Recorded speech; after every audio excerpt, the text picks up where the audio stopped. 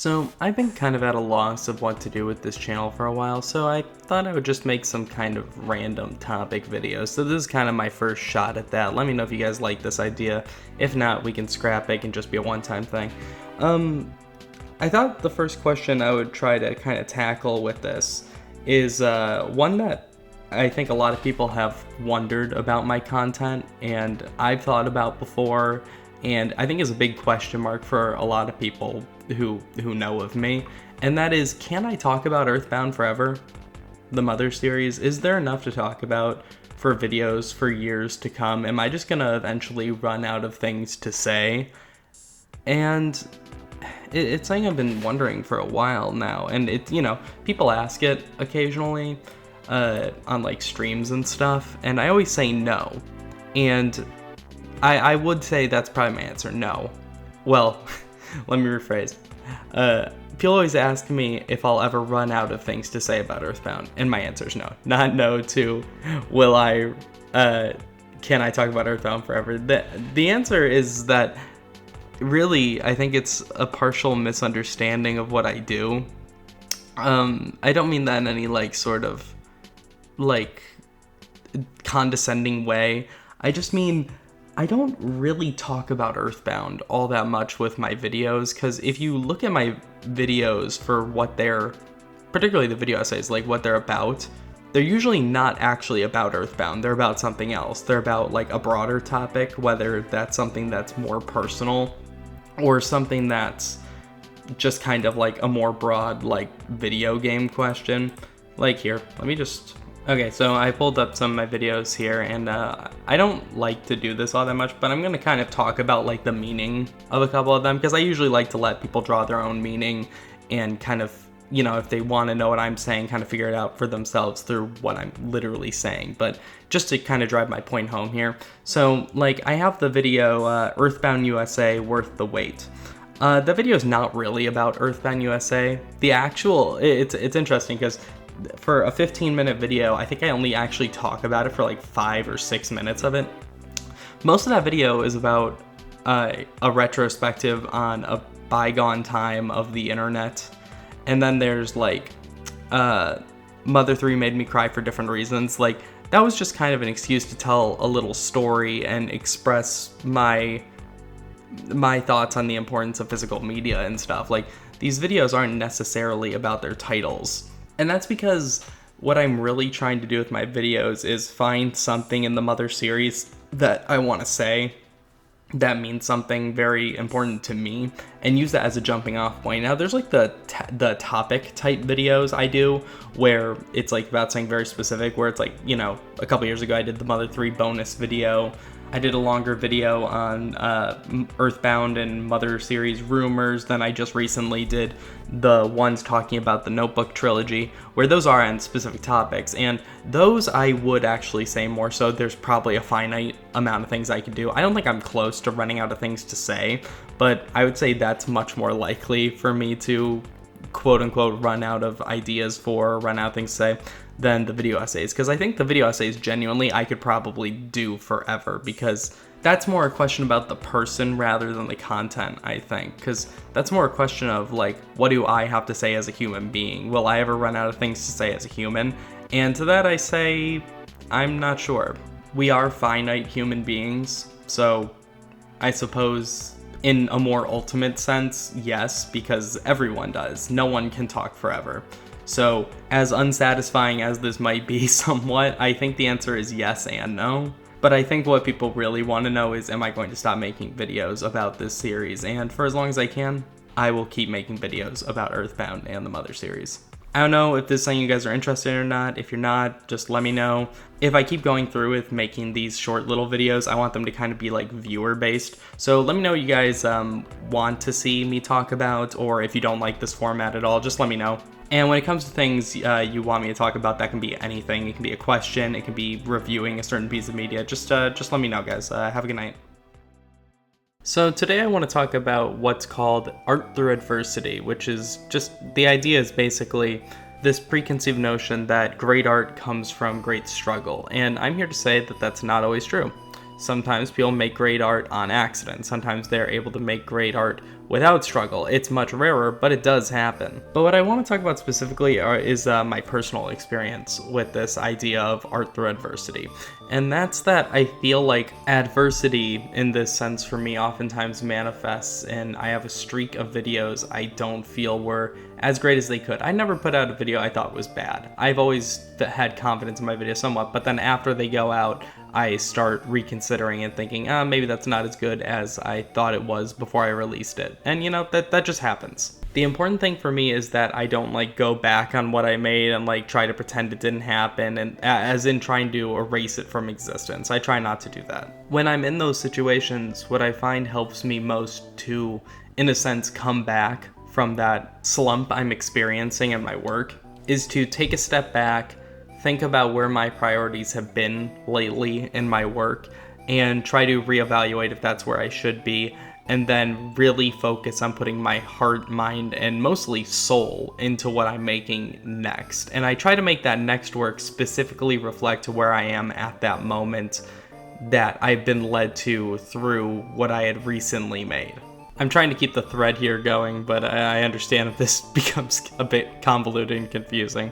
What I'm trying to say is that when I find myself in a slump, I try to evaluate what has gotten me into that slump in my artistic process, and then use my next piece, my next work, to examine that, as in meaning, make the meaning of my next work reflect that and what I need to do differently. And that way, it's also ensuring that that next work means something to me, because oftentimes what leads me to those slumps is feeling like what I've made had less meaning or was meaningless to me. And I'll tell you, there's no worse feeling I get in doing all of this than when I feel like I put out a bad video. When I feel like I put out a bad video, I actually get like bummed out about it for days and sometimes even weeks. Like it's really important to me that I'm putting everything I can into my work. But that funk that I find myself in, I find oftentimes is the driving force that leads me to push myself further and make something better than I have before or thought I could before. Because when I'm in that place, it pushes me into a corner in a sense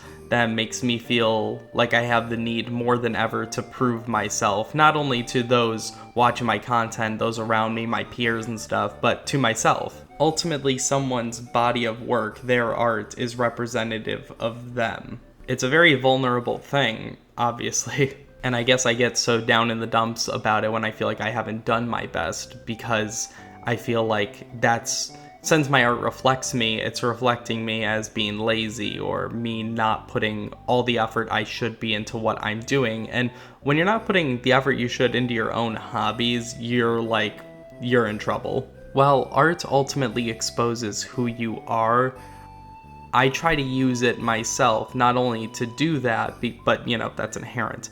Not only to expose who I am, but to project who I want to be in an honest way, in an, again, vulnerable way. So I guess my thesis, my message, the ultimate meaning I have with this video is to always push yourself, and do not let those slumps in your creative endeavors deter you from continuing to go. Let it make you better.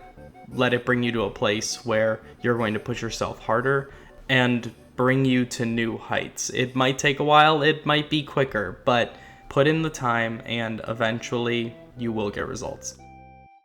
So today on the show, is this a show, a web series? Today on the program, we are talking about video games. Have you heard of them? So the man with a plan asked, what kind of video game would I make if I were to make one? I talk a lot about game design in my videos, but I've looked little into trying to develop a game myself, because I stand by the belief that video games are the most difficult form of art to make, because it's all the difficulty of making a movie and working with all those kinds of people and stuff and having all the different elements and different arts at play within it. And then you throw gameplay on top of that. So obviously, I've always loved video games. I've tried to make video games in the past, but the problem is that they've just never gotten all that far because I didn't really have the concept fully fleshed out before entering it. And I don't think it would come as any surprise to most people that if I were to make a video game, I would probably want to do an RPG. And I like RPGs because they're very tactics based, like stuff like Persona. I really like. I like the types of games where each move you make, you have to like the fun in it is of waiting, looking, observing everything in front of you, and making your next move after considering all the implications of it. I love that kind of stuff, the tactic stuff. I really like chess. I think chess is probably one of the actually, it's pretty inarguably like one of the greatest games ever created because there's just no chance, and that's the kind of thing that's the tough thing about designing a game, especially an RPG, is chance has to happen unless you make very predictable AI for enemies and bosses and stuff, but then it's not really that fun. But what's really, really important to me is that it's a game where people, if they make a mistake, it is clear to them it was their mistake, it wasn't the game being unfair or something. I feel strongly that gameplay has to come first when trying to create a game, because I feel like there's a lot of games, especially now, that put the story first, and that's not necessarily an incorrect approach, but I think it's a dangerous one, because then I think you're jeopardizing the gameplay by not focusing on that, which is kind of the main drawing point, the center focus of the entirety of the art form. And I feel like you see that even in like the Mother series, particularly the first one, because the gameplay is kind of like the driest element of the whole thing, because there's a lot of life in that game, but the gameplay is just so boring, and then they rushed through it and stuff. But then you see games like well, not an RPG, but like Mario 64, where you can tell all the movement is what was come up with first, and even like Earthbound, Mother 2, where it's clear that the gameplay was thought through much more than previously, and I think that's part of the reason why Earthbound stands so high on the shoulders of Mother 1, is that the gameplay is more fleshed out, feels like a more complete experience in that sense. I ventured into programs like RPG Maker very, very little, and I don't think I'll ever actually end up completing a game at some point. I would have to really come up with a good concept, and there was one I was kicking around for a while, but it would just take like a really long time to figure out the story, and who knows, maybe I will one day and then I'll make it. But I thought of creating some smaller games, but like I more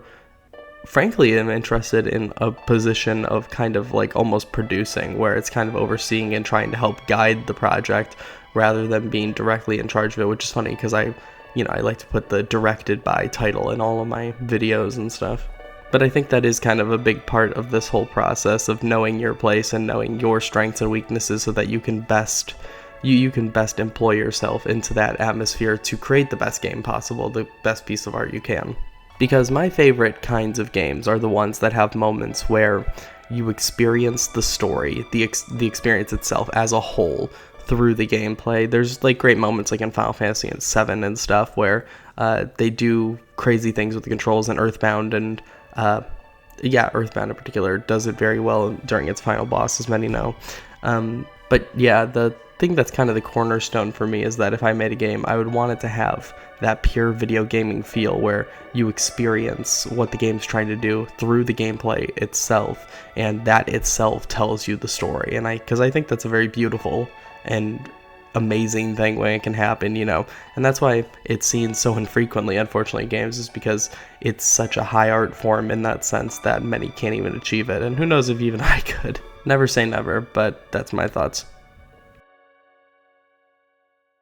So, similar to a discussion we had a couple days ago about art through adversity, today I want to talk about knowing you're your own artist and not, just some hack. Because imposter syndrome runs rampant in any art medium people do, and if you don't know what imposter syndrome is, it's just the idea that like wherever you are in terms of success, you feel like it's a complete fluke that you got there, and that you didn't deserve it, that everyone else around you did, but you were just an accident. And I'll tell you, I'm no stranger to feeling that way about my own work. Like I said in that last video, I often feel bad for days if I feel like the video I put out wasn't good, but nonetheless, even my worst videos, people still watch them. I'm just trying to kind of get to the fundamentals of The idea of knowing that you are your own unique voice and not just a copy of someone around you. Because if anyone knows about being compared to other YouTubers, it's me. We're not going to get too specific, but I feel like most of you probably know what I'm getting at. And I'll tell you, for a while I did feel like I was just kind of a fraud hack, and that was because I felt like I was kind of a copy of somebody else and not really my own unique person. But I've come to realize that even when I felt like I was just kind of imitating that person the most, that I wasn't really a copy of them. So let's get this out of the way. Everyone knows that everyone is inspired by something, someone. No one's ideas come completely from their own mind. You know, it's a mixture of things around them. Even like the most wickedly creative people know they live in the pretense of the time they live in and the context of the world they live in at the time. Everyone draws on things. And I'm not trying to like compare myself saying like, oh, my Earthbound videos are on the same level as Da Vinci. Just that everyone has influences. And you know, it sometimes helps to remind yourself that even the people you're drawing on as your inspirations for your work have their own influences they're drawing on. So let's get to the question now. How do you find your creative voice and know it's you speaking and not others? Now, here's a little sidebar. I tend to try to not watch too much of one YouTuber right before I write a script or something, because then I feel like it reverts me a bit and then I'm just kind of writing in their voice. So if you want tips for writing in your own voice, I would say try to give yourself a little sanitation from absorbing too much of another person's work right before you create something of your own. There's a time and place for that, you know, especially for research and stuff, but you know, maybe just write your notes for a while, and then eventually when you feel like you've had enough distance from those works to write as yourself, do that. So the conclusion I've kind of come to in this question of if I'm talking in my own voice or if I'm just imitating someone else, it comes down to this. I developed it through imitating them. I imitated other people that I enjoyed, and eventually, after a lot of time spent doing that, it eventually morphed into my own work. And now I feel like I make videos oftentimes, in a way at least, even if it's on a subject that's been covered before, in my own way that is unlike anyone else who has or ever will do it. Now, that doesn't necessarily mean it will be unlike a way anyone else does it, just meaning as far as I know. So that's what I'm trying to say. If you want to find your creative voice, you have to draw on your inspirations and imitate them a little bit, and eventually your voice emerges. Some people's voices emerge quicker than others, but my point is, don't get down on yourself for feeling like you're trying to be like someone else, because I've always stood by the belief you need that sort of confidence. I don't like to use the word arrogance, but I think it works better with the connotation. The amount of arrogance to feel like you can do something better than others, and that's what drives you, and that's what leads to you creating something in your own unique way, because you're trying to create what you're seeing isn't there in others' work of it. And when you eventually find that voice, you're also going to find, you know, I'm talking about making YouTube videos, so we'll stick with this line of discussion, but then you'll find eventually you're making videos you feel no one else could, or you're making the best versions of videos that already exist. That's how you know you're both growing and that you are your own artist. You're still gonna have missteps for sure, don't get me wrong, but my point is that you'll be in a space where you feel like you're gonna be less prone to that imposter syndrome feeling. Just check in on your work sometimes and look at it and go, could someone else have made this in the exact same way? And eventually you'll find yourself getting further and further from ever saying yes. I did touch on a few different tangents there, but I think my point is as clear as I'm going to be able to make it just talking off the cuff like this. So let me know what you think. If there's other things you want me to talk about, let me know, and I hope you guys have a good one. I think I'm going to consider this one the conclusion of my trilogy of videos about making videos. The worst question you can ask a creator is, where do you get your ideas from? Which has been a running joke with like Norm Macdonald's podcast and stuff over the years, but it really is just like the worst question. And it's because there's just not really an answer for it. It's just, I thought of it. But I mean, obviously we all know you get ideas from what's around you, but what has led the person to being the person they are to come up with that idea in that moment? I mean, oftentimes it is just as simple as they thought of it and they brainstormed it for a while. But, you know, you could also survey research of like the kind of videos or whatever you do, and then that could lead you to some ideas as well. But I kind of want to keep this at the root of the question of ideas that are quote-unquote original ones that are outside the box that others aren't doing. And while I will say I think the idea of your video is oftentimes much more important than even the video itself, just in terms of people watching it or not, I will also say I think even more important than getting people to click on something to get them to actually watch it is you have to tell the story well. You have to be a good storyteller, and that's why I would very highly recommend anyone looking to be a creator of any sort, whether you're pursuing it as a career or just doing it for fun and to refine your skills, is to take in and process as much art around you as possible of all different forms. That means movies, that means TV shows, that means like audio-based art, that means paintings, that means reading. And I know reading is the one that stumps a lot of people, but I'm telling you, you're missing out on a lot of different art and a lot of fantastic stories that could teach you so much about creating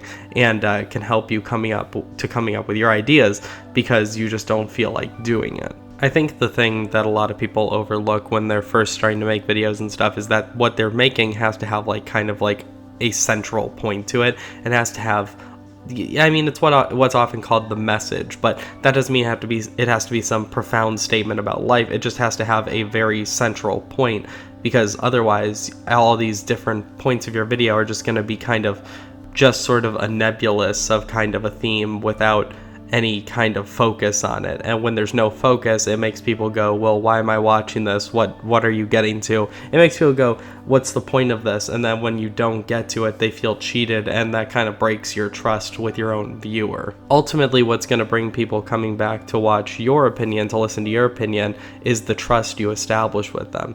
The trust that you establish in giving them what you promised them. Because if you have a really good, for example, title and thumbnail or whatever, and then it doesn't deliver on that, people feel betrayed, and because you just took their time, and that's a very valuable thing to take from someone. It's the most valuable thing people have. So I think the biggest thing in refining your skills is finding that central point so you can build everything you're creating around it. You choose a point, you choose a matter, a message, whatever it is that matters to you, build your video around it, make sure everything connects to it, and then people won't feel cheated. They'll feel they got what was promised them. And there's also the difficulty of people just might not be satisfied with the answer, but at least give them the answer so they don't feel like you just stole their time from them. TLDR, the idea of this video is, if you want to come up with ideas and ones that are going to mean something to you and mean something to others, you have to take some time to do some introspection and find those human experiences that people can connect to, and build your video around that and do what you can to heighten the emotions, because it's all about appealing to emotion and trying to get people to connect with it on a human level beyond that, because art is inherently emotional. Don't let anyone tell you otherwise, because art without emotion is very boring. And I know there's plenty of creators out there that make a great living, speaking monotonously, but that's not what I mean. Emotion can rear in many ways, and oftentimes for people even like that, it's in the emotion of their passion for what they're talking about, which you can see in the strengths of their arguments and the such. Go outside, take a walk, and just think about what matters to you, and eventually you'll find something that does, and eventually you'll find some sort of jumping off point, something bigger that you can use to get to the heart of what you truly want to say. I hope that was helpful. Thank you. Art is a conversation, and it's a conversation between many people. It can be a conversation between the same person and themselves. It can be a conversation between 100 different combinations, and I feel like this is something that isn't talked about nearly enough just on its own as a concept, and I'd like to thank this comment for bringing it to my attention and making me want to talk about it. So that's what the topic of today's weird vlog art thing is going to be about. People get really swept up in their opinions about the current things, and that always results in the other side saying, well, who cares, it's just a movie, it's just a game, it's nothing, in the grand scheme of things. But that's not true, because art is the canon of our culture. Yes, there have been things omitted from it, things lost from it, and it's a great tragedy for a reason. And that's because we are, in a sense, losing a piece of culture, a unit of culture, a mimetic, if you will, because these things are products of their times that say something specifically about when they were created, and at least the ones that, mean something, And I'm not trying to get all high and mighty saying, like, if something doesn't say something profound about life or something, then it's worth nothing. Because it's not. Because, like, there's even great comedies that, what is it? Zoolander comes to mind. That says a lot about the time it's from. And it's a silly comedy movie. It's about saying something, about having some point to it, like we've talked about in the last couple videos of these. Wow, I guess this is a part 4. I think I said yesterday that one was going to be the finale in the trilogy. All right, it's a tetralogy now. But that's what I mean when I say that, like, art is a conversation, because it's a conversation with the time period it's in. It can be, there's a lot of films and such that are made in response to other ones, like even sequels and stuff are about, adding on to or challenging what the first film, or the previous one rather, had to say about a certain subject. So I find the point of making this video is to challenge you to try to identify that. Identify in your favorite series, in franchises and such, what the through line is for it thematically, and how each one either builds on it or challenges the previous one. Like, another great example I think of is Shrek 2. Shrek 2 is such a, as silly as it is to bring up Shrek maybe, it's such a phenomenal example of using a sequel to build on a character's journey, to build on the themes of the first one, and overall just increase the density and the meaning of its messages. And, related, another recent one I think many would identify with that was Puss in Boots: The Last Wish that came out last year. It was such a phenomenal movie. I saw that, gosh, I own that movie, and I think I've seen it 5 or 6 times. I love it so much. It has so much to say, and it completely reinvents the series while still staying true to some of the ideas that the original one kind of pitched to the audience. Especially for works that are, like, made to be series, because originally Tolkien wrote The Lord of the Rings as one book, I believe, and it was like, it was like 1,000 or 1,200 pages long or something, which led to him splitting it up. But there's even an art to having to split something up so that its message is dealt out in both an artistic and comprehensible way that expands on the meaning of each previous entry, even though it was all meant to be one. But even getting away from sequels, like, just these pieces of art and film and stuff that haven't been erased from history even, but just have disappeared from culture because they had no impact, is because they don't speak to, greater human elements. They didn't make an emotional connection. And that's kind of what I'm trying to get at, is that those things that do make that emotional connection and have something to say about the time they're in, about some specific humanistic element, those are the ones that are going to resonate. And that's why art is a conversation, because those ones often start the conversations in art, as in other films being made, video games, music, whatever, that are, the responses to it, the reactions. And that's a very important part of culture, because once we have those conversations and sort those things out, that's what allows us to move forward and, even pitch more ideas. Not to say we're facing one idea at a time or anything. There's always several all at once, but that's the importance of responding to each one and not just letting it live in a void. That's why art becomes influential, even if it's art that's responding to it in a way of just approaching it by pitching its own understanding of something rather than, directly responding to it. It can incite something in someone that leads them to thinking about something more, which will lead to them creating art oftentimes that has to deal with the same subject matter, but, obviously pitch it in their own way. Because at the end of the day, that's what art is. It is perspective, and I encourage you and implore you to dig deep within yourself and find what matters to you so that you can share your perspective with the world, because your voice matters. Okay, so today we're talking about something I've had a lot of experience with, which is creative burnout. I was asked about this in the comments from yesterday by the lovely Shadoke. I see your name all the time, and I can never tell if I'm saying it right. Is it Shadok or Shadoke? I'm not sure. Anyways, thank you so much for commenting. It's always a pleasure to see you in the comment section. Anyway, the question is if I have any experience with creative burnout and tips on avoiding and recovering from it, to which I have plenty to say about both. In recent years, I've been on a very go, go, go mindset of, like, keep working on the next thing, no downtime in between. And, I also flip between that and, okay, now I'm going to take a long time to recover from this. But in general, I'm very much of a go, go, go mindset, because I just love making videos so much that I can't imagine being able to take, like, an extended break from it and do absolutely nothing related to them. All to say, yes, I have experience with creative burnout, because when you're in that go, go, go mindset, whether you want to or not, eventually you have some crashes, which I have. This has happened to me several times throughout the years I've been making content and videos for any number of projects. Hence why I also have much experience in learning ways to recover and avoid it. It's not a perfect system, but these are things I generally do that help me to minimize my burnout, because I haven't faced it in a while now, I'm happy to say, and I think that is in large part due to these things I've learned over the years. The first is, if you're like me and you're in that go, go, go mindset, the second you feel and notice a decrease in the quality of your work, that is when you need to stop for a minute. Sorry, my phone just went off. I don't know if you heard that. But yes, the second you see a decrease in the quality of your work, that's when you need to stop for a second. And that doesn't mean you have to stop, for weeks or months on end.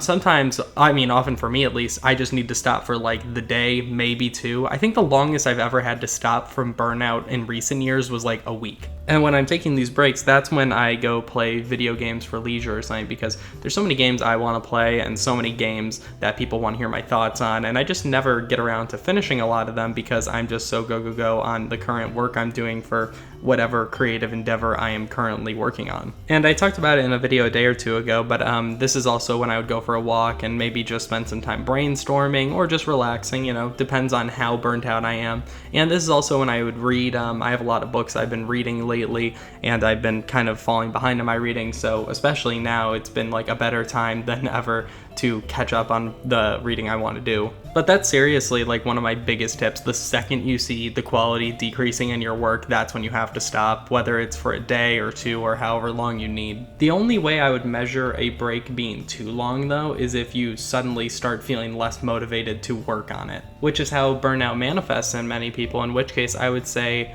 take your break, and before it's too long, whatever that may be for you. And then when you start feeling like you want to work on something again that's creative, what I would do is switch up the project you're working on, because most creatives aren't working on like one massive thing at a time. If you are working on one massive thing at a time, maybe what you want to do is take some small steps to get back into it. And I don't mean necessarily like write a little bit a day, and I'm just speaking from experience that didn't work for me. What I found worked for me is looking at what I had already done, say it was a script or something I was writing, just taking a little bit of time to go through and restructure and refresh and correct things in the existing script before moving forward, because that not only helps me improve the project as I'm going and getting back into it, but it also allows me to refamiliarize myself with my own work and my own project and where the state of it's at before I left it. The ultimate thing to remember is that there's no surefire way to completely avoid burnout, in my opinion. I find that to be incredibly rare to see in somebody to be able to do. Something I know Trey Parker does, one of the creators of South Park, does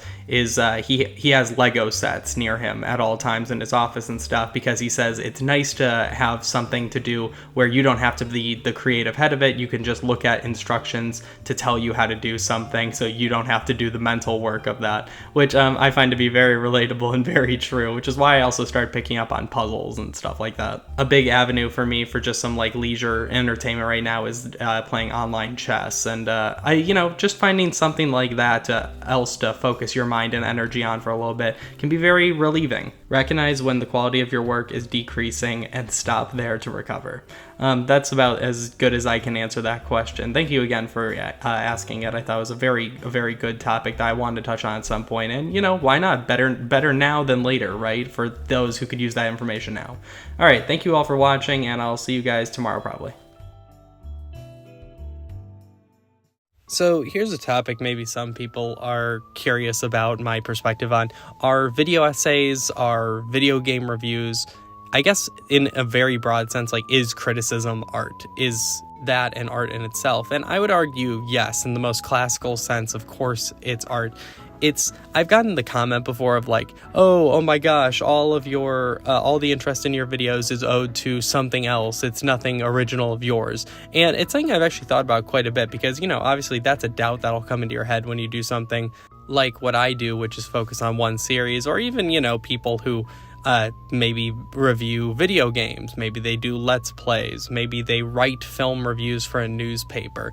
That question of, is this creative in my own respect, or is this just stealing from somebody else and writing it off as my own original creativity?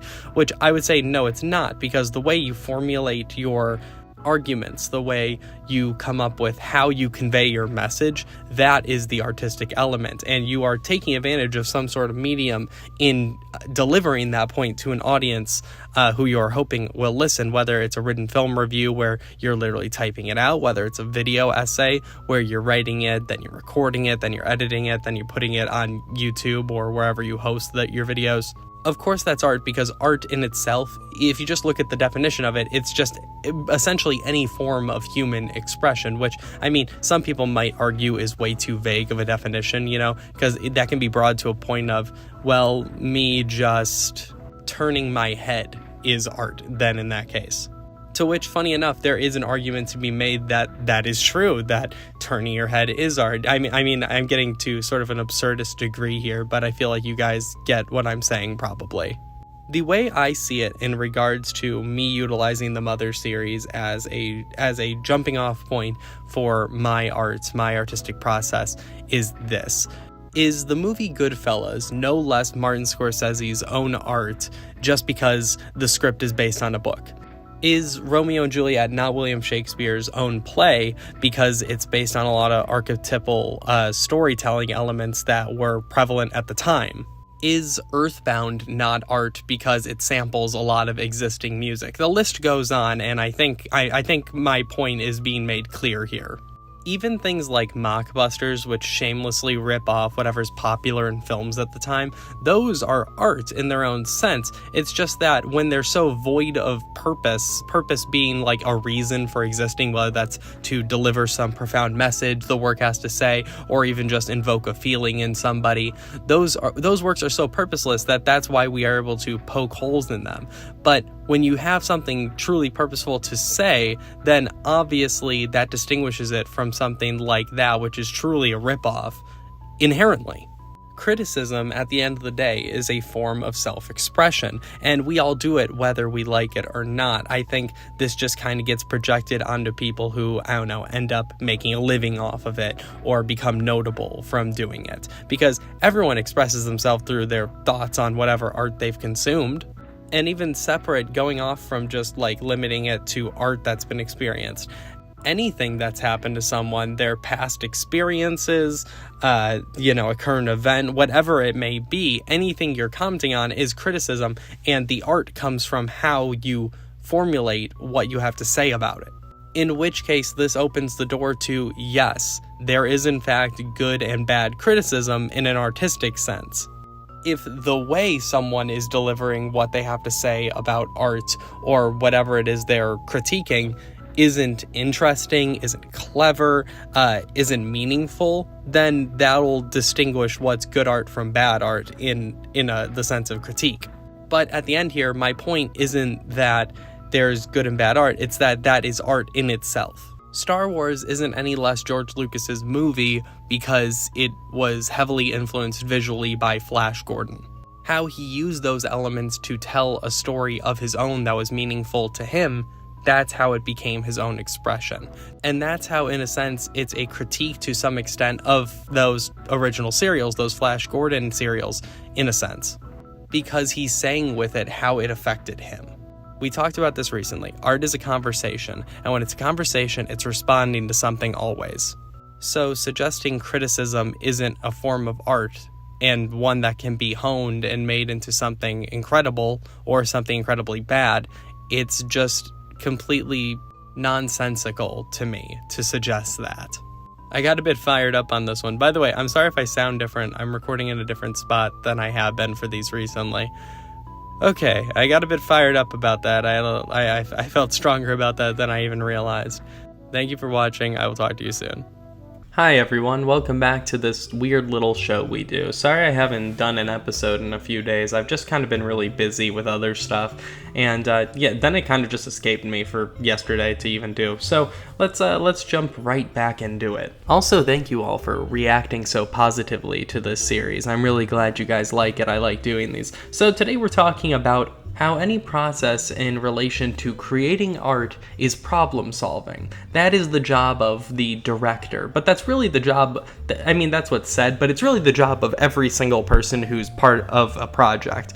Because everyone has different responsibilities, right? Like specific things they're supposed to do. So here's the thing. When you're working on any project, you are going to be put into a mode where while working on it, you will think this is not working at all. Because here's the thing. The most fun parts of making something are the pre-production and the post-production. The actual production is always the worst part. Now, I thought I was alone in thinking this, but apparently there's many directors who feel this way, like Sidney Lumet and such.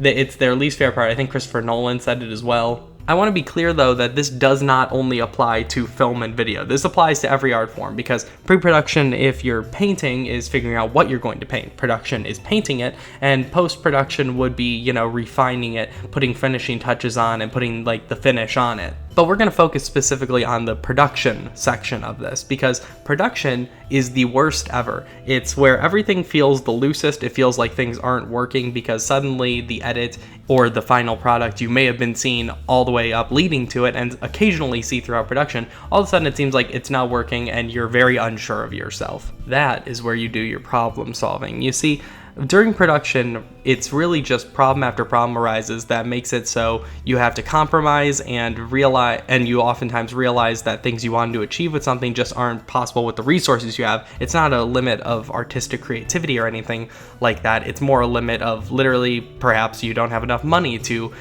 get the certain costume you want someone to wear for a scene. You don't have the resources to get you that nice microphone to record the vocals for your song. I think there's a misconception in the artistic process that what you should do is fight tooth and nail to get everything you want exactly the way you want it. But the truth is that most people just can't do that because they don't have the resources, like we said before, and another big factor is the time. Sometimes you have to maintain a schedule. Sometimes people don't have to maintain a schedule and they end up working on the same project for, multiple years, like 5+ years. Now, whether you're willing to put it off that long, if that time is in your hands to wait until everything's exactly the way you want it, that's dangerous because that's just perfectionism, which you'll never reach. But my point is that I think that can be a dangerous pitfall into not growing because you're too focused on one project when in that time you could have made several and gotten much better much quicker. Now, I understand the dedication to what you're creating. You love what you're creating. That's why you're creating it. So obviously it means a lot to you. But I see that approach as not necessarily getting the idea of what the process is, which is problem solving. It's trying to do something, finding out you can't get it exactly the way you want, so you problem solve and you look around you and say, okay, what can I take, what can I use that'll be able to make it so that I can achieve delivering the same experience without exactly what I want it to, because that's where some real creativity blooms and gives you a chance on set, whatever that might mean for you in the studio, whatever you do. That's your chance to really flex your creativity and figure out what you're able to do in a pinch.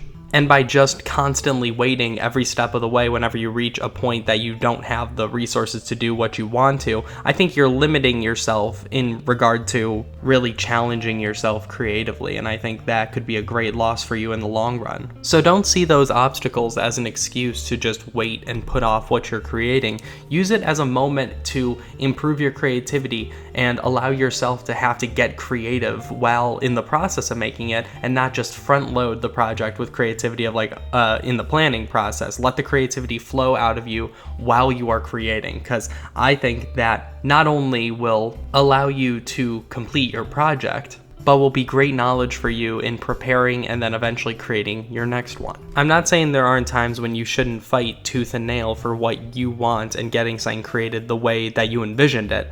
I'm just saying that on the opposite side of that coin, you equally also shouldn't be afraid to compromise sometimes.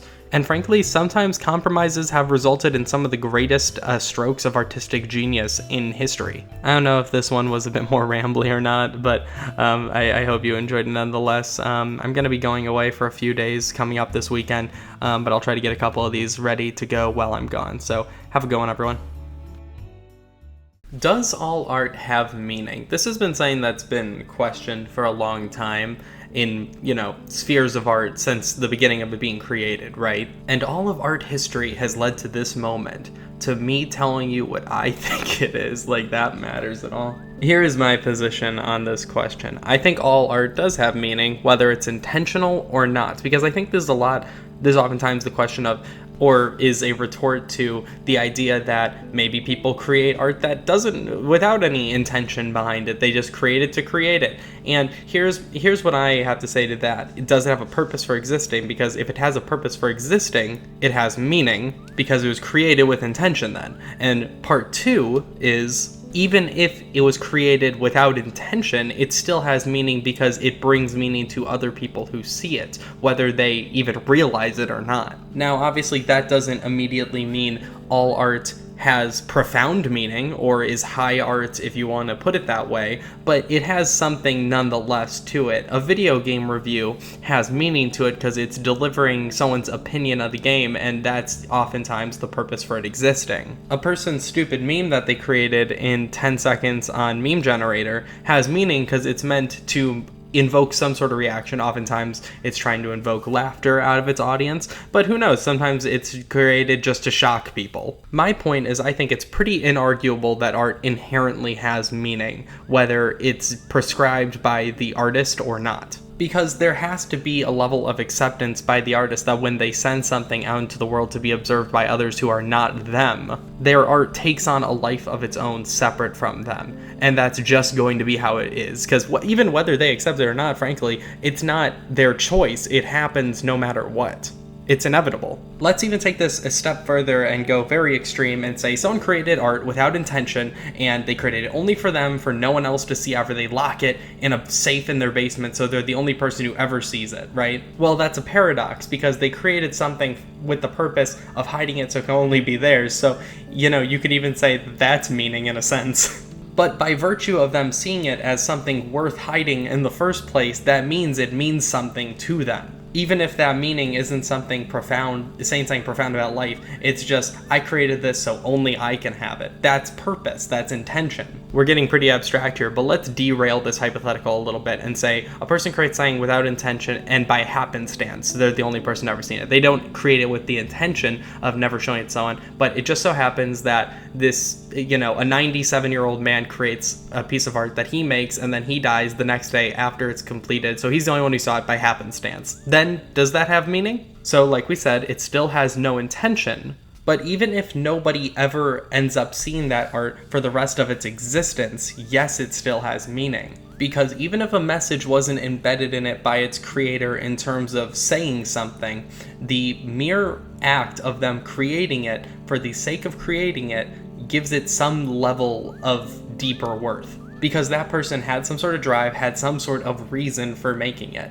It's completely circular, but I think you see what I'm saying here. To wrap this up in a more cohesive way, let me just answer the question. Does all art have meaning? Yes, whether it's intentional or not. Because art will be given meaning by its creator, and if not by its creator, it will be given it by the audience that sees it. Art itself is literally, in the most literal, basic, fundamental terms, human expression. So if you're expressing something, it has meaning because it's an expression of oneself. Does some art have more meaning than others? Absolutely, no question about it. Obviously, The Last Supper means far more than the stick man I drew out of boredom, right? Because more meaning can be embedded than others. But that's just from the artist's perspective. From the audience's perspective, who knows? A stick man that I doodled without even thinking might mean more to many people than The Last Supper. Who knows?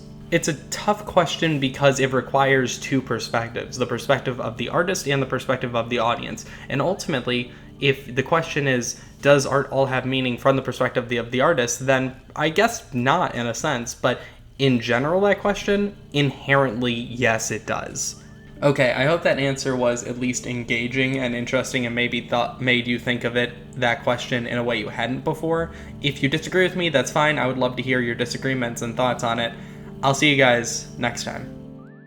Today we're going to be partially revisiting something we talked about a little while ago, which is dealing with failure in creating art. Okay? And specifically we're going to be talking about how to move forward after you failed, suggested by this comment. I think that's what it's asking, so I'm sorry if I'm not quite understanding your proposition and question quite correctly. I think this is what you were asking.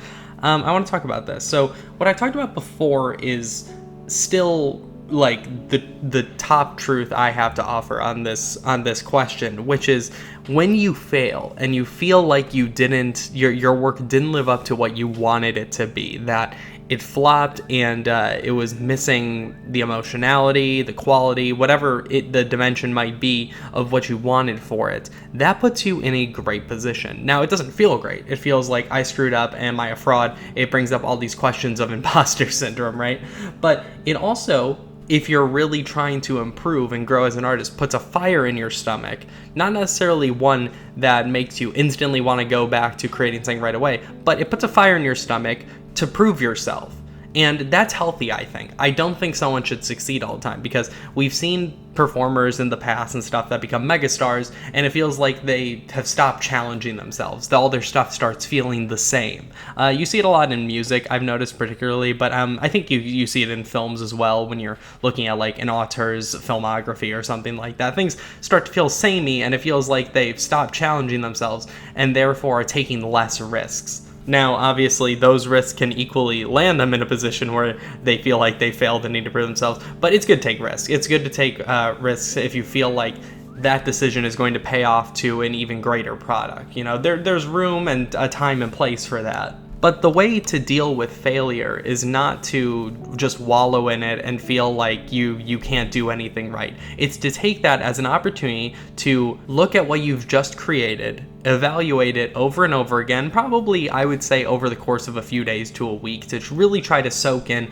what you feel went wrong with it. And when you realize that, you're already growing. It's great to see success, and it's great to have that reassurance that you feel like all of your learning has paid off and you've been able to make something great, but failure is what teaches you how to be better. Great success is just a payoff to all of that pain you had to go through to get there, and a momentary relief from it, if you will. As cliche as it is to say, the path to success is not just you start and then you're at success. It's failure, failure, failure, failure. And that's some of the greatest reassurance you can receive, because it also lets you know that you're able to identify when you don't feel like something turned out right. Because what good is it if you've turned out 10 crap videos, but you don't realize it because you can't even see that they're not good? You should. Sometimes it might take you a little while to realize what's going wrong, but you need to be able to identify when you feel like something's not quite up to standard. So though it may sting or hurt in the moment, it's important not to wallow in it, because that's going to impede that time you could have spent learning to improve. Now, I'm just as guilty as 100 million other people who have wallowed in it, but what I've learned from doing that is that it's not helpful. No matter how good or great even you get, at some point you're going to still face failures. That's part of the process, and there's nothing wrong with that. If you stop failing, then that means you're not pushing yourself. Take those failures as opportunities to evaluate what you've done wrong so that you can improve and you can not make that same mistake, or at least lessen the blow if you end up making that mistake again. Just view it as a learning opportunity. What you should do is try to improve with each thing you make. Now, that doesn't mean you always will. Sometimes it's going to take you 3, 4, 5 projects, maybe more, to actually end up seeing some improvement. But that doesn't mean you don't attempt to get better. I say this as someone who's done it in the past. I feel like so many artists face a failure and then they just wallow in it, and then they go weeks, months, years without creating something. And how is that helpful to you? All that's going to do is make you feel worse and make you feel less sure of yourself, when you could have spent that time working on the next thing, next 10 things, next 100 things, and have gotten infinitely better. Failing is totally fine. It's a good thing for you, but don't let it impede you on your journey. If you need to take a break, but don't stop. Keep working, keep challenging yourself, and always try to identify what your failures are so that you can improve upon them in the future. View them as stepping stones or stairs, not as something you tripped over. So today we are talking about procrastination as recommended by Chiptendo. Thank you for your comment. So Chip wants to know how I deal with procrastination. Now, this isn't going to be something relating to my videos or anything like that, because since my videos are purely, free time and everything like that, I don't need to worry about getting them out on time or something. But I did go to high school and college and all that, so I have plenty of experience with procrastination. I was the worst procrastinator I can imagine.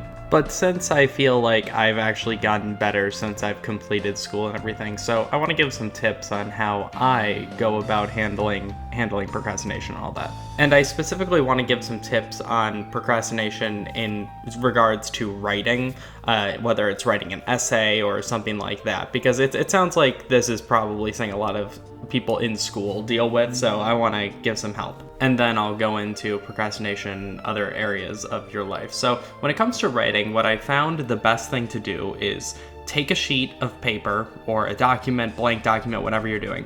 Write down every single bullet point for whatever you're writing. Write down 1,000,000 bullet points for every single possible thing you might want to talk about in what you're writing.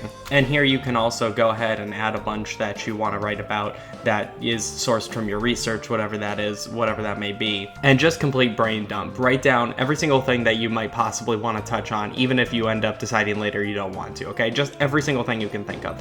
Now, once that's done, take that list. That initial list, by the way, doesn't usually take me more than a couple hours or a couple sessions to get down. Then in this phase, you cut all the things out that you don't need anymore. The things you deduce are irrelevant to the point or aren't going to be able to fit somewhere in like nice and cozy with the rest of your information.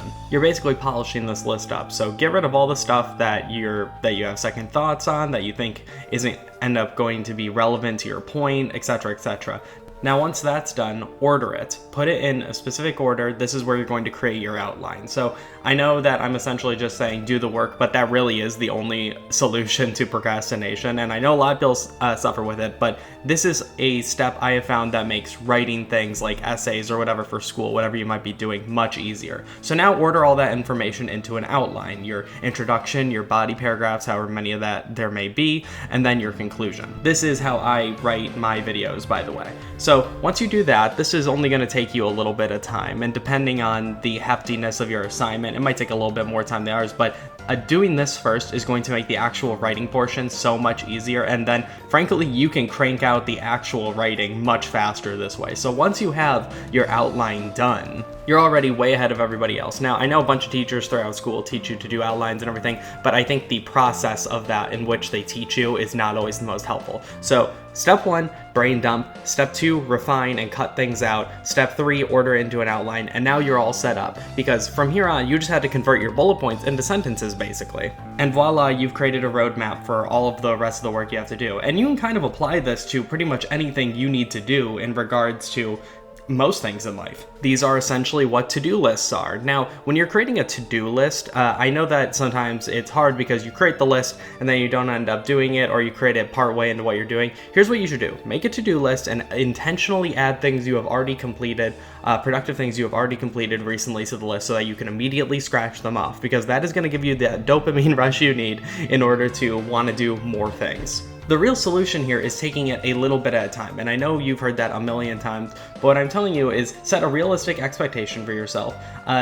Seriously, like look at a stack of papers that you might have on your desk or something and say, okay, today I'm going to do this because these papers have been here for 3 months and I have to do this. So once you do that, that's good. Here's basically the rule. Do one thing a day that's going to make your life a little bit easier the next day. Now you do that, it compounds over time, and eventually you're going to be able to withstand more and be able to do more at a time. When you're able to do more at a time, eventually you're going to reach a point where you're able to do a bunch of things and you're not going to be procrastinating anymore. But the key is you have to keep at it. Set a reasonable amount of things for where you are at in your journey of trying to eliminate this problem from your life right now. Say for every one thing, every 2 things, every 3 things, I'm going to reward myself with, 15 minutes of playing a video game or something. And set a timer for those rewards, because what you'll end up doing if you're not careful is just dumping your whole day into doing that. I'm speaking as someone from experience in doing that. Think of it as your present self being nicer to your future future self, who is eventually going to be your present self. So take a little bit of time to make it a little easier on your future self by just doing something that'll only take you a little bit of time.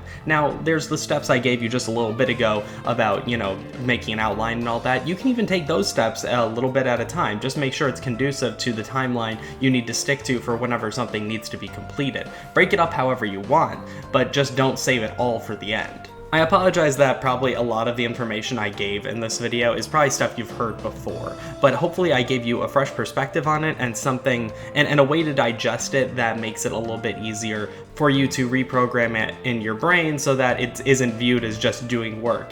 It's setting yourself up for success. If I had to sum this up in one sentence, it would be, do something right now that is going to make your life a little bit easier tomorrow. So recently I saw this picture on Twitter. It was like this meme that was like a bell curve, and on the far left it said, "Will I ever cook again?" In the middle it said like 2 to 3 weeks of uninterrupted artistic peak, and then the far right side, the next trough, said, "Will I ever cook again?" And this is like the most honest meme I've seen in quite a while. It's right up there with the 2 cakes one of like what the artist sees, oh, that cake's better than mine, what the viewer sees, oh great, 2 cakes. And frankly, probably that Sonic one that says, "Don't ever trust your thoughts about your life after 9 p.m. Life-changing memes, am I right? And I feel like this one's part of that canon. So today I want to talk about artistic highs, because we all go through these periods as creatives where you have this long streak. I don't know how long it is, but for me, I've experienced it for months at a time, where you just feel like you are at the top of your game, creating the best content, the best creations you've ever done, and you keep outdoing yourself and you keep succeeding, and then you reach this trough where all of a sudden that motivation or whatever just kind of leaves you for a little bit, and it just leaves you in a place of, oh, was all of that luck, or I don't have the energy to keep that up, so like, should I even keep trying? And the answer is yes, because you can't sit around and wait for motivation to come to you. What you have to do is just do what you want to do, or know you have to do, and eventually the motivation will jumpstart. Because here's the thing, if you wait for motivation to come to you, what's going to happen is you are going to be just in a rut for a super long time waiting for it, because you're only going to work maybe 1 day a week for a while.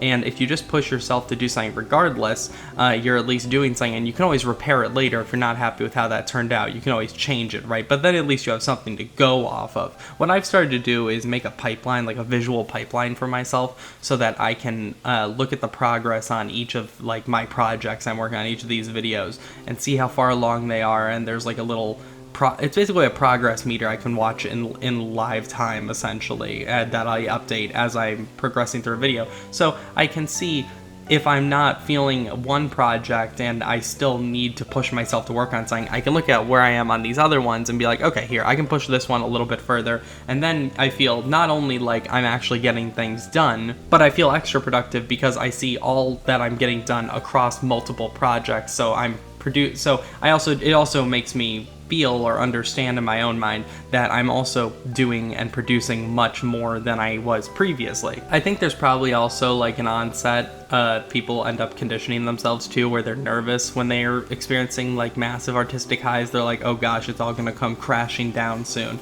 And I've experienced that too, but I want to assure you, you're going to come back. You are going to bounce back. Now, there is undoubtedly a point you're going to peak artistically. That's just the very nature of being, right? There's always going to be a top peak and a lowest trough in anything you do, right? So why not enjoy the high and just ride it out? Ride it out for as long as you can, and then once you feel that go away, don't stop creating. What you should instead do is, like I said, keep creating regardless. Push yourself to make a little bit of progress on whatever project it is you're working on today. It does not have to be the same thing you're working on until it's completed. Work a little bit on this thing, a little bit on this thing, a lot of it on this thing. The moment you're gonna really start truly feeling awful about where you are artistically after you slump from that high is going to be when you full stop grind to a halt and are not doing anything. That's when you're going to feel your worst. So I'm not going to say you're not going to feel bad ever in this process, but what I want to say is you can at least minimize that damage that does to you for the time being and keep creating, and that way you not only minimize the bad feelings, but you also increase your productivity. It's about building up a little bit at a time. Do a little bit each day working on something. Don't let yourself completely fall victim to imposter syndrome, because all that's going to do is impede you, and if you feel in that moment like, oh, it's all a fluke, I got here in the first place, it's not going to help you if you're not doing anything to prove that that's not the case to yourself. Anyway, I'm sorry that this series just kind of disappeared for a couple weeks there. I'm going to be honest, I just kind of frankly ran out of ideas for it. If you have any other things you want to hear about, let me know. I posted a community post yesterday asking if you guys would be interested in seeing like making of videos essentially for the main channel videos, which a lot of you seemed very interested in, so I might start doing that in the nearest future here. And also, bigger one, if you have other things you want to hear me talk about in relation to these artistic topics, let me know so that I can actually keep producing these. Alright, thank you all for watching. See you guys later.